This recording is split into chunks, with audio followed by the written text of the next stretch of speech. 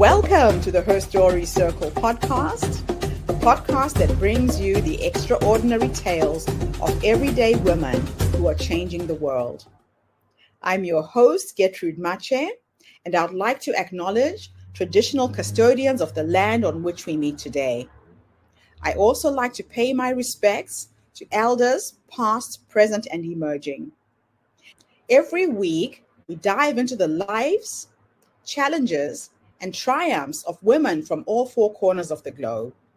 We're here to inspire, enlighten, and connect, sharing stories that uplift and empower.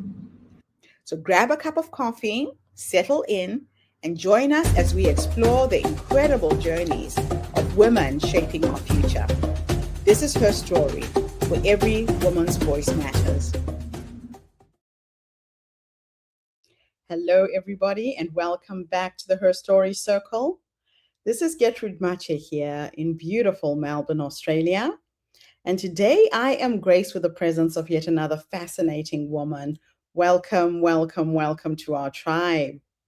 Please tell everybody your full name, where you're based, and share your story with us today.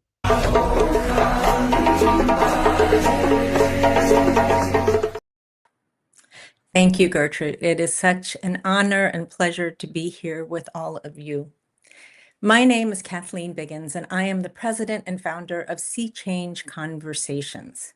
We are a non-partisan, science-based group that travels the country reaching out to conservatives and to moderate associations to discuss the risks of climate change. We are based in Princeton, New Jersey, in the United States, which is about 60 miles south of New York City. And my story starts all the way back in 2007. Have you ever heard a fact, not a medical diagnosis, just a fact that snapped your head back so far that it changed the trajectory of your life? Me either, at least not until 2007.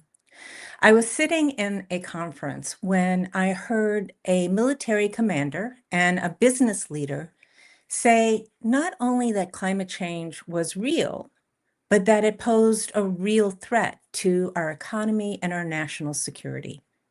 And indeed, my head snapped back. Because at that time, I was pretty sure that climate change was a hoax, or if not a hoax, at least some small problem that might harm far off people in far off areas, or maybe polar bears even more than people. And it certainly wasn't an issue that I needed to be concerned about right now. And yet, these two sober-minded people who had such prestige within our society were calmly and articulately saying that climate change was something that was really dangerous. And so I decided to learn, to immerse myself for the next couple of years, learning to evaluate this risk, taking classes, reading books, going to conferences. And the more I learned, the more concerned I became. And I wanted to tell others about what I was learning and how climate change could impact them directly. But nobody wanted to listen.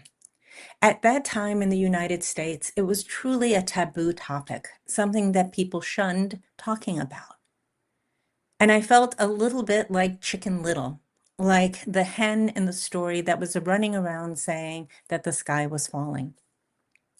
But then in 2012, Hurricane Sandy hit my home community. It was devastating. And I grew up in New Orleans, Louisiana. So hurricanes were known to me. I had experienced many of them as a child, and I had a deep appreciation for the power of nature, of how she could just blow past human defenses, break down human infrastructure, and lay families and communities in tatters, and for the economic pain that followed for decades. But I never expected a hurricane of that magnitude to reach me in the Northeast, and I was stunned by the destruction. And I learned that climate change had made Hurricane Sandy much more powerful, and much more destructive. And it lit a fire. I was determined to find a way to talk about climate change that could wake people up in a way that would not turn them off. And I pulled together a group of like-minded women to create an organization called Sea Change Conversations. And we developed communications that were nonpartisan, science-based, very accessible, friendly, non-shaming, non-blaming. And we started to share it with our communities. And through word of mouth, from mother telling daughter, from friend telling friend, from businessman telling businessman, we were called and asked to come to additional communities. And suddenly we were traveling the country. We've presented in 33 states to 25,000 people, done international Zooms where we talked to people at a major bank in every single continent of the world. And we have had great success in repositioning climate change from an issue that has seemed political or liberal or green or even just environmental to one that will impact the things we all care about, our jobs and economy, our health and safety, and even our exposure to geopolitical instability. And in doing so, we've helped frame it in a way that talks to all Americans, because those are the three most important things to Americans when they go to vote. And we can show in a very nonpartisan, again, very accessible way that climate change will negatively and profoundly impact all three. And we can help Americans understand that climate change action isn't about taking things away. It's not about taking away your hamburger or your big car. It is about saving things that we treasure. Our ability to go trout fishing in a southern river with our grandson or our grandfather because those rivers are getting too hot to fish in. Or ice fishing in the north because the ice is melting away. Or perhaps that special place at the beach that is now in danger from sea level rise that had been passed down to us from past generations that we hope that future generations could enjoy as well. Or something as simple as being safe to be outside on a long hike on a hot summer day. Or our favorite foods like chocolate or olive oil. Or our ability to feel safe in our community when there's a heavy rainstorm. Climate change is impacting the world around us at such a speed that many of us can't even keep up.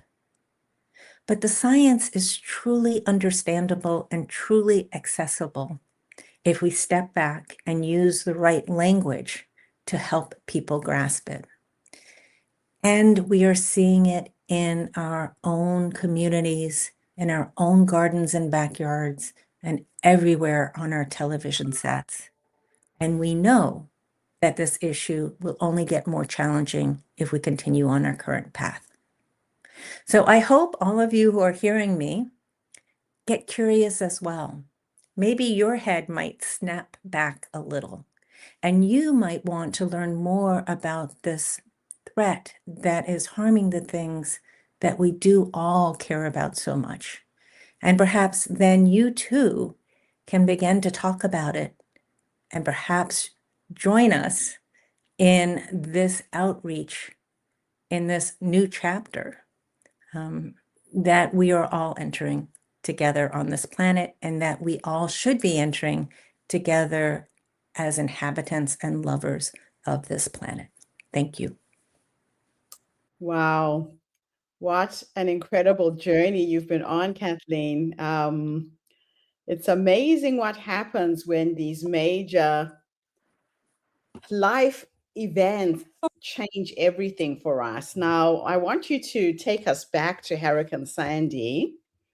I was actually there in New York when it had the day before it happened. I was there for a conference, managed to hire a car, fly back to Pittsburgh just before it hit New York.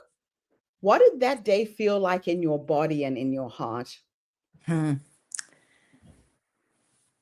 I remember being cold, it being incredibly dark, and being just startled at the sound of the trees and their limbs grinding and limbs falling.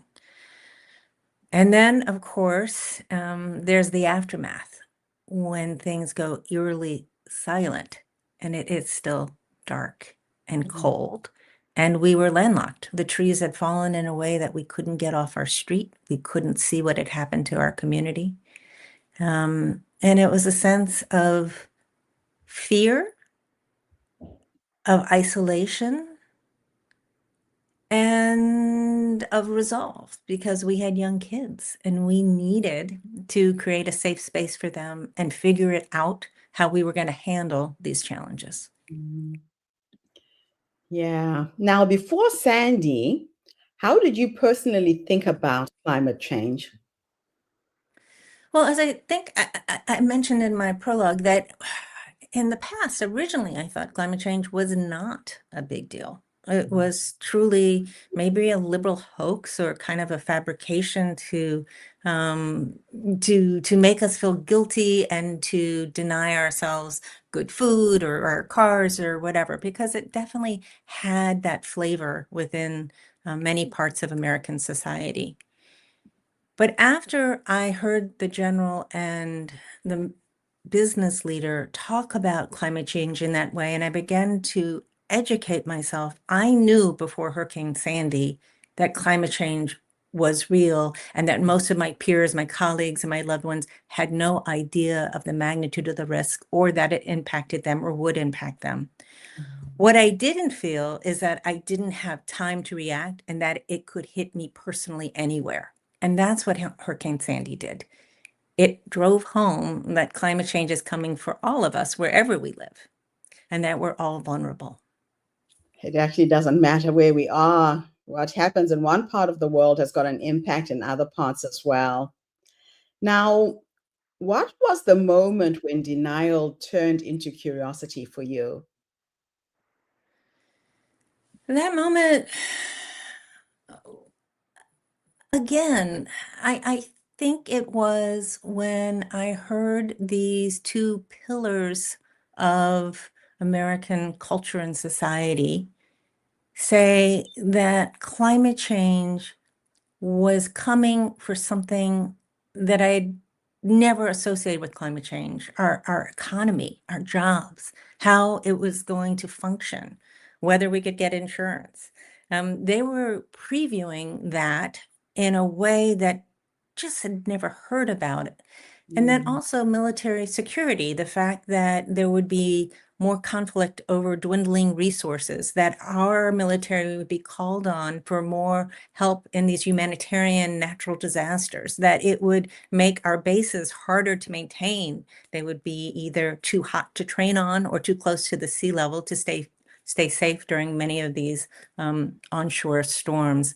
And so that the credibility of those two speakers and their calm demeanor, the fact that they weren't super, quote, liberal, they weren't alarmists, they weren't screaming, but were rational, mhm. really made an impact on me.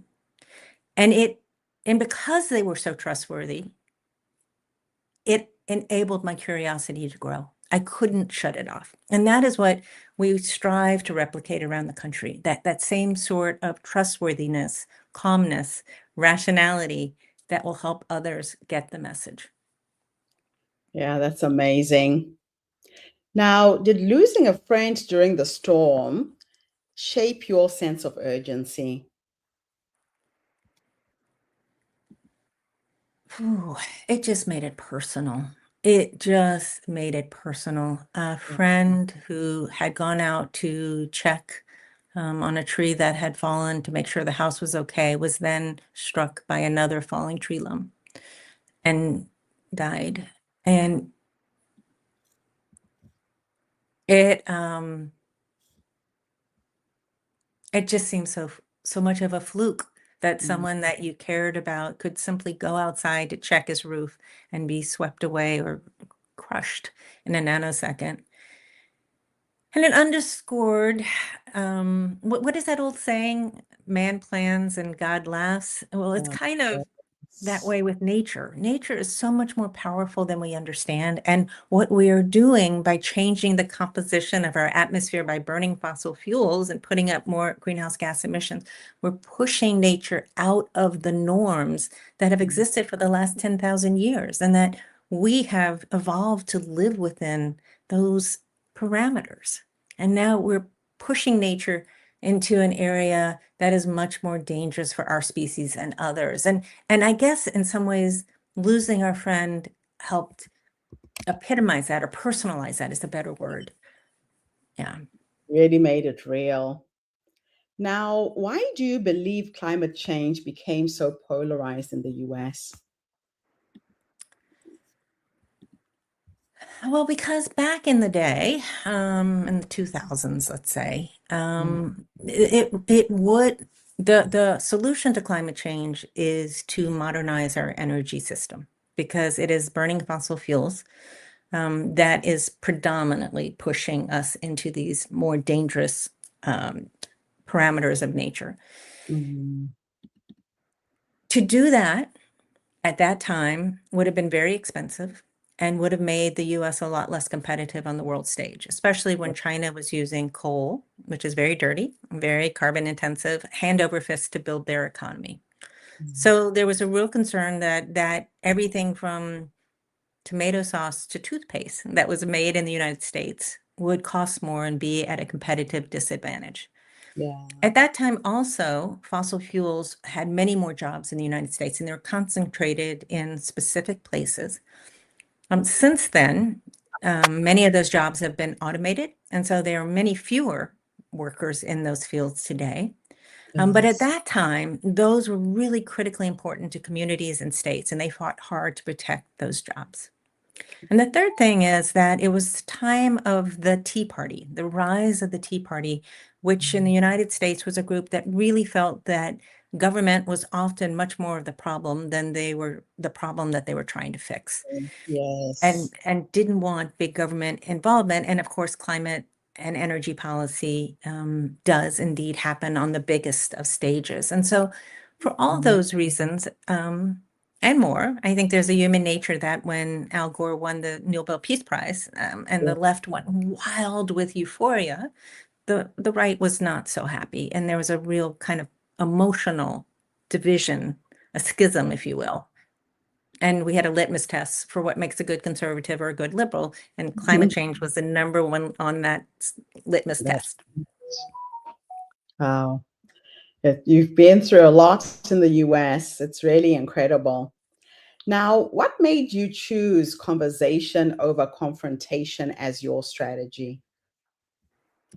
Because phew, I was trying to talk to the people I love and care about, right? These are Mm, my peers, my colleagues, my family. These are people I care about. And especially when I go down south to present, I'm a Southerner. I love the South.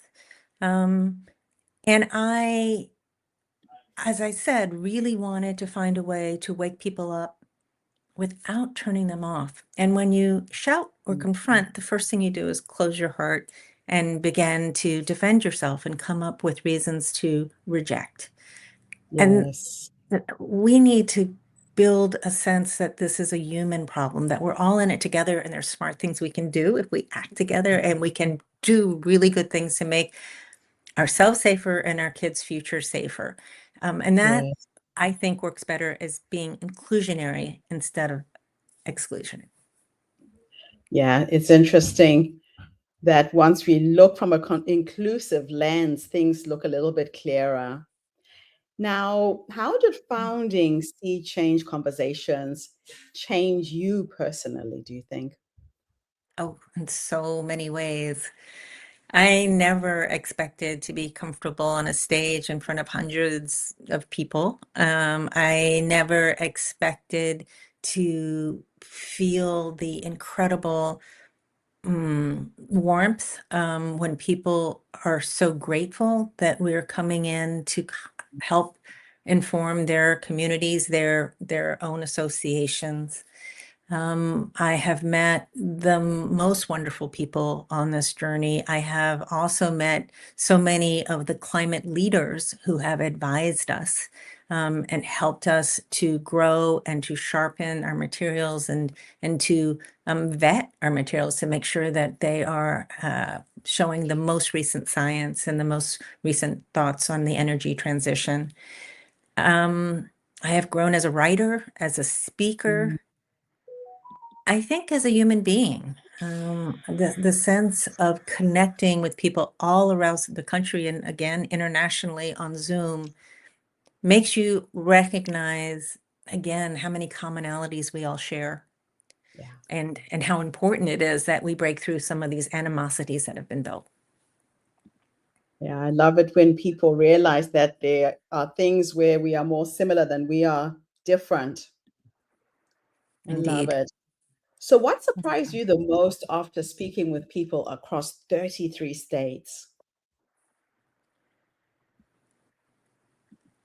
Surprising. Well, maybe it's along the same tact of what we were saying in that people really want the same thing. They want a prosperous world. They want a world where they get a fair shake, right? That if they work hard, there's a chance that they can succeed. They want to leave their children and grandchildren a world at least as good as the one that they were given, if not better. Yes. But we've been given different narratives on how to get there. And Mhm. unfortunately, in our country, that has been accompanied with somewhat of a demonization of each other and a Yeah. dehumanization of each other. But if you get to the basic person, there they I have had people pray for me, a group that totally did not agree with me, pray for me before I started my presentation. And I had a woman who was dead set about climate change at the end, reach over, hold my hand and said, I'm just so glad you do what you're doing because I could be wrong. And I'm glad you're out there doing what you're doing. And those Mm. kind of moments where you cross over and you feel each other's humanity and you connect are just amazing and kind of propel us to keep going. Yeah, that is just awesome. Now, why do you think storytelling works better than statistics alone? Oh, because we all react more to stories than to just facts. Stories get into our heart, and we judge most things with our heart first and our brain second. It's almost Yeah. like we first evaluate instinctively with our heart, and then we use our brain to validate or to make us feel better about what we've already decided. Yes. And stories allow us to humanize the issue, to visualize it, to project it, and that also allows us to be more human with each other because Mm, we're all in stories. I love it. That's Wow. what Now, you do. That's exactly what you do. it's all about the stories. Yeah. So, what fears do people mostly express even when they disagree? What fears? Yes. Most common So there across. there are a lot of fears now emerging, and I'm going to say they're bubbling, but they're widespread on Hmm. the economic impacts that are coming to families.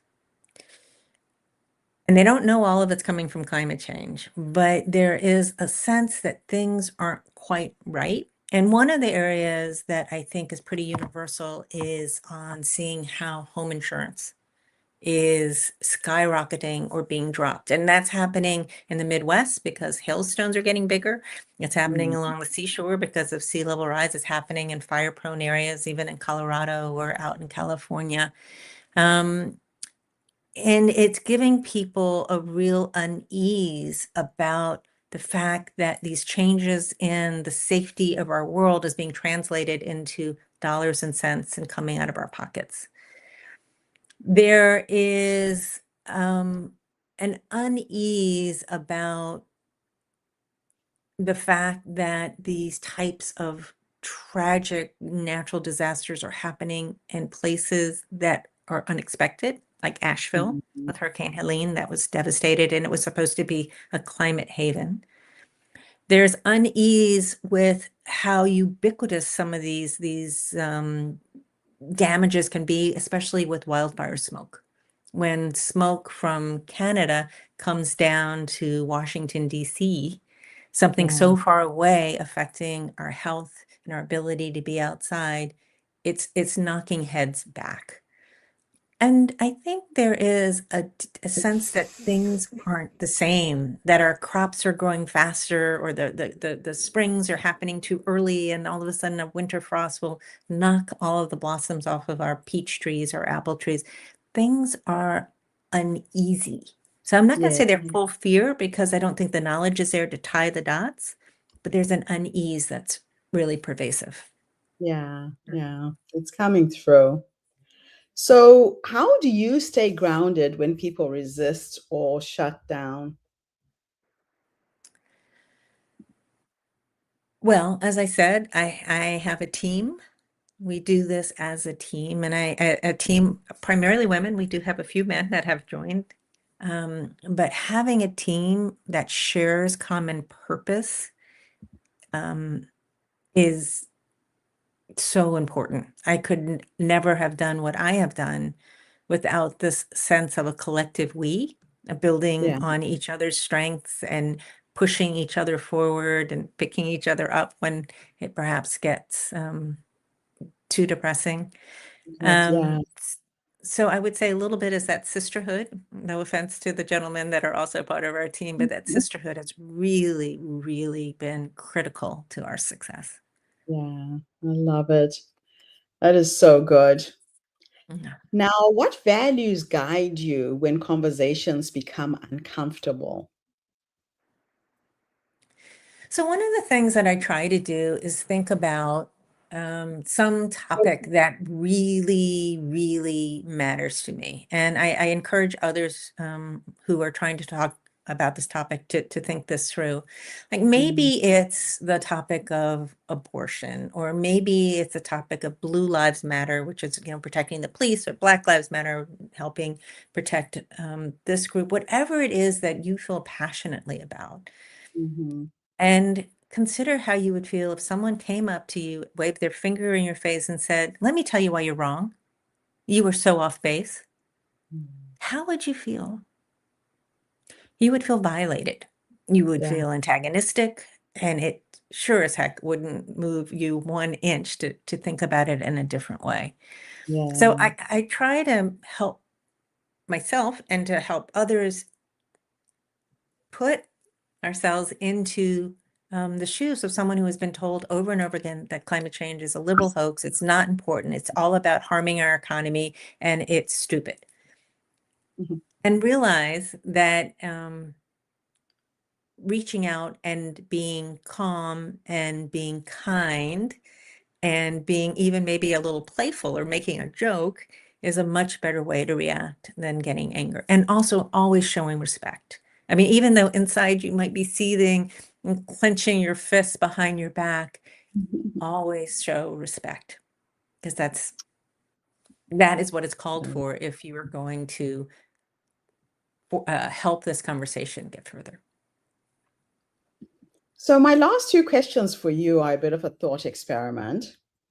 In the first one, I'm going to teleport you back to the past to go and meet the younger you, this young woman who set off on a path to make a difference to what she was seeing in her environment.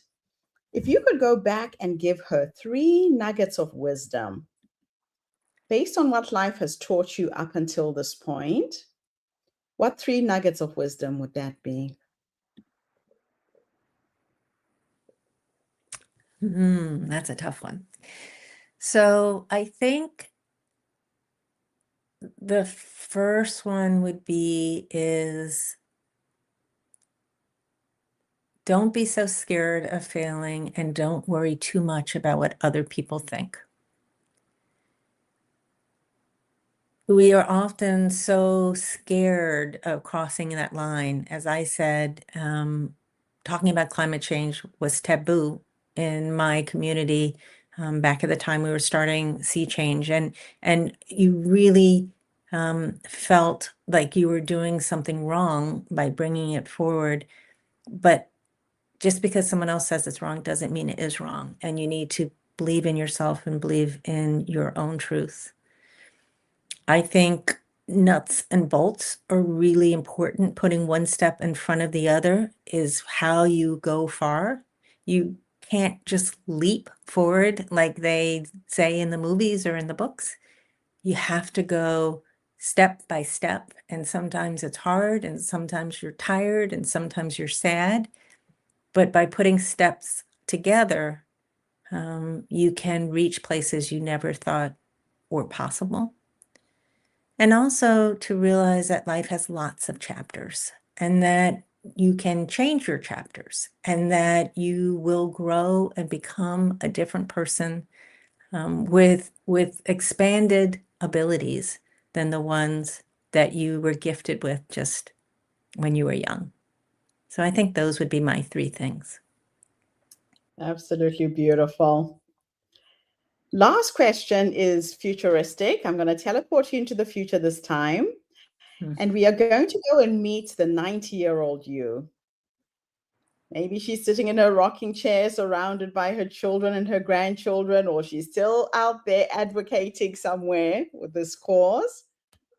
If you could go and meet this wise woman who has led you up until this point, what will you say to her when you finally meet her?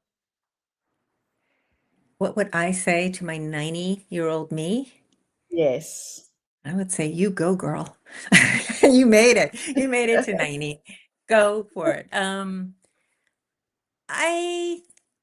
Wow. I think I would ask her questions. I would ask of her wisdom at that point of how to grow old as a powerful and productive person who also acknowledges and accepts that age is real, how to build the relationships with new generations and new people and new friends and still sustain the ones that have been so important your whole life, how to keep growing, how to keep stretching, how to have calm as the world around you devolves in and out of chapters of great mess and great beauty. And hopefully that 90-year-old will be living in a world that works, that still has the beauty and the diversity and at least some modicum of the safety that this younger version has experienced. I love it. Thank you so much, Kathleen, for coming online and sharing your story with us. I've had your website at the bottom of the screen in case anyone out there is interested in joining this amazing conversation that you've started. This is absolutely awesome. Thank you. Thank you, Gertrude. It has been, as I said at the beginning, an honor and a pleasure. Thank you. And thank you to everybody who tuned in today. The Her Story Circle is not just a podcast. We're a social impact movement that brings you the stories and voices of people from all over the world. We share these stories to uplift you, to inspire you, to energize you, but most importantly, to help take you from where you are now to where you're trying to go. So if you are a woman with a passion around climate change, here is a conversation you can join in. We don't have to do it alone. Our strength as women is when we come together, we collaborate, and we lift each other up. So I'll be back again tomorrow, everybody, with yet another amazing guest. In the meantime, have a fantastic day, morning, or evening, wherever you are in the world. And Kathleen, thanks again for this interview. Thank you. Bye for now, everybody. Thank you for tuning into the Her Story Circle podcast.